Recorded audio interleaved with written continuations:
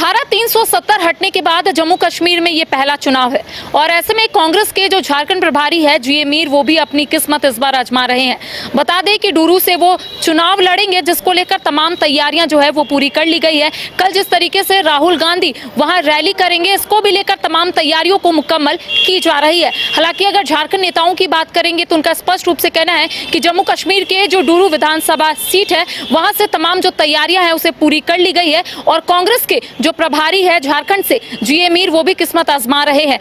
इसी पर चर्चा करने के लिए हमारे साथ हमारे वरिष्ठ सहयोगी राकेश रंजन जी भी मौजूद है। बातचीत करेंगे कि डूरू विधानसभा सीट से इस बार कांग्रेस के जो झारखंड प्रभारी है जी ए मीर, वो अपनी किस्मत आजमाने वाले हैं, लेकिन झारखंड में भी चुनाव होगा। पहले तो हम बात करेंगे कि डूरू विधानसभा सीट का बैकग्राउंड क्या है, कितने बार उन्होंने जीत हासिल की है और 2014 के बाद 2024 में ये चुनाव हो रहा है 370 हटने के बाद, तो क्या लगता है किस तरीके से तैयारी होगी वहाँ? देखिए, ये जो डूरू विधानसभा का क्षेत्र है वहाँ से जी ए मीर इससे पहले 2 बार चुनाव जीत चुके हैं। ये जम्मू एंड कश्मीर के कांग्रेस के अध्यक्ष भी रह चुके हैं। अगर उनके चुनाव जीतने की हम बात करें तो 2002 में वो पहली बार चुनाव जीते थे डूरू से और फिर जो है वो दूसरी बार 2008 में जीतते हैं और उस वक्त उन्होंने 5,918 वोटों से जीत हासिल की थी।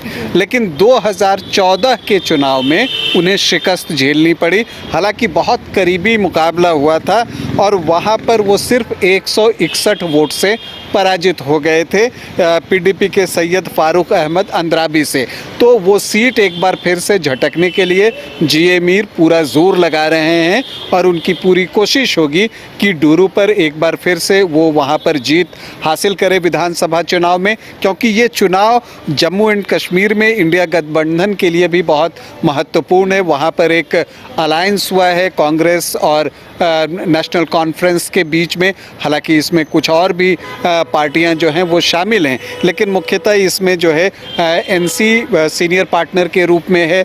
51 सीटों पर चुनाव लड़ रही है, कांग्रेस 32 सीटों पर चुनाव लड़ रही है और सीपीआई को 1 और पैंथर्स पार्टी को 1 सीट जो है वो दिया गया है। लेकिन अब हम झारखंड को लेकर चर्चा करेंगे। जम्मू कश्मीर के डूरू विधानसभा सीट को लेकर हमने चर्चा की, लेकिन अब उनके पास दो कह सकते हैं काम है। एक तो वहां से उन्हें जीत हासिल करनी है, दूसरा अगर हम झारखंड की बात करेंगे तो यहाँ पे भी चुनाव है, तो कैसे वो दोनों जगह रहेंगे? क्या इसको लेकर कांग्रेस के पास कोई विकल्प है क्या?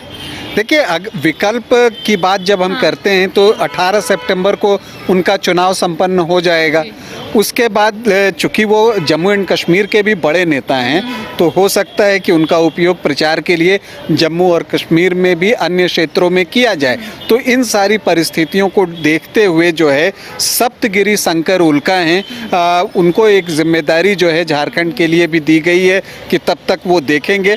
ये उड़ीसा से सांसद हैं और इस बार भी उन्होंने जो एकमात्र सीट उड़ीसा में कांग्रेस ने जीती है वो यही सीट है। सप्तगिरी शंकर उल्का जो हैं, इन्होंने कोरापुट से ही जो है चुनाव इस बार जीता है और वो ट्राइबल कम्युनिटी से हैं। जो ख़ास बात है कि वो ट्राइबल कम्युनिटी से हैं, जतापू कम्युनिटी है, उससे वो संबंध रखते हैं। तो वो फ़िलहाल जो है आप कह सकती हैं कि जी ए मीर की जगह पर काम देखेंगे जब तक वो नहीं हैं। उसके बाद फिर जब वो उधर से फ्री होते हैं तो हो सकता है वो अपनी पूरी जिम्मेदारी ले लेंगे। तो देखिए, झारखंड कांग्रेस के जो प्रभारी है जी ए मीर इस बार चुनावी मैदान में है, डूरू से वो चुनाव लड़ रहे हैं, लेकिन सबसे बड़ा सवाल ये उठता है कि अगर वो चुनाव लड़ रहे हैं तो झारखंड में कौन देखेगा? तो देखिए, यहाँ पर सप्तगिरी उल्का को सह प्रभारी बनाया गया है। जब तक जी ए मीर झारखंड नहीं आएंगे, यानी कि जम्मू कश्मीर में वो काफी व्यस्त चल रहे हैं, ऐसे में स्टार प्रचारक भी उन्हें बनाया जा सकता है। इस बीच कांग्रेस की ओर से एक बड़ा फैसला जो है वो लिया गया है, सब प्रभारी यहाँ पर बनाया गया है और सप्तगिरी उल्का जो है